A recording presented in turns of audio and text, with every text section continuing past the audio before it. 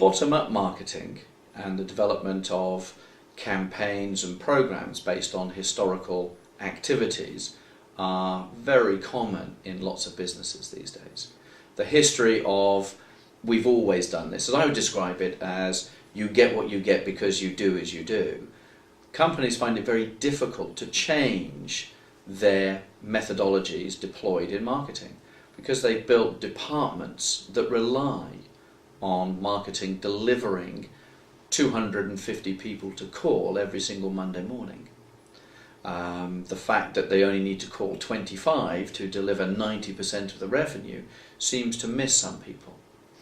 So what I'm noticing with clients that we're talking to and interacting with is they're starting to look at all of their marketing, and not just the direct marketing, but the telemarketing that goes on, the customer service that goes on, and reevaluate all elements of it. Because if they don't reevaluate it, they can change the marketing strategy, such as we would recommend, to have different approaches for different groups of customers.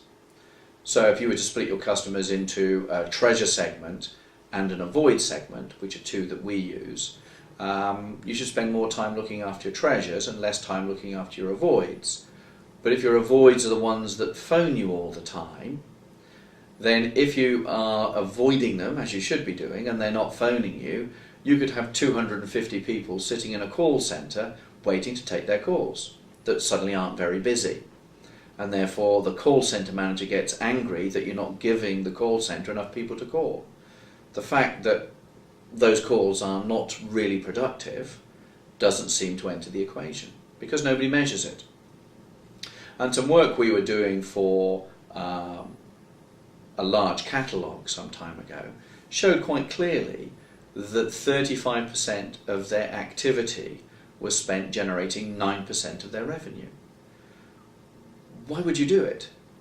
This isn't 9% of my revenue that might grow to 70% of my revenue in future. This was 9% of my revenue and would always stay at 9% of my revenue. These were low value customers. But because I have a call centre I need to feed, the client was continuing to do the marketing campaigns. So they were getting bottom-up marketing. I must fill the call centre full of calls. I must send out 1 million catalogues. And those sorts of activities are the most wasteful. And that really is ones that should be stopped.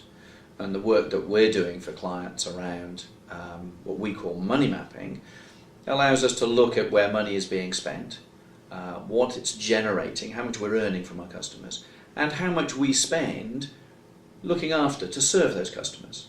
So there's a marketing cost to acquire them, there's a cost to serve to send them the goods and services and deal with the telephone calls, and then there's the revenue they generate. And if those aren't in balance, we've got to be able to identify the ones that we should avoid and not spend money on, and therefore we can save that money, or alternatively we can spend it on the segment that we would classify as treasures, where the clients are usually bigger, they spend more money, and they cost less to serve because they don't complain. They're quite capable of handling a lot of the issues themselves and have a foot in reality that in fact some things do go wrong and it's nobody's fault, rather than something's gone wrong, I'll blame the supplier and give them a call. So what we find with clients that are now investigating the money mapping that we do is that we're able to identify the 20% of the customer base, using Pareto as a standard, the 20% of the customer base that is generating 50, 60, 70 and then sometimes 80% of the revenue.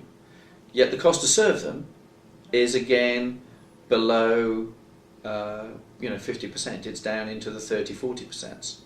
So you're getting a double whammy. Cost you less to acquire, they spend more money, cost you less to serve. You get benefit all the way around. So you can reappraise your marketing departments, your call centres, the amount of mail shots you send out to optimise the revenue you can generate from your clients. But those that practice bottom-up marketing are doomed to failure because people aren't responding as much. The people that are responding aren't always good for you.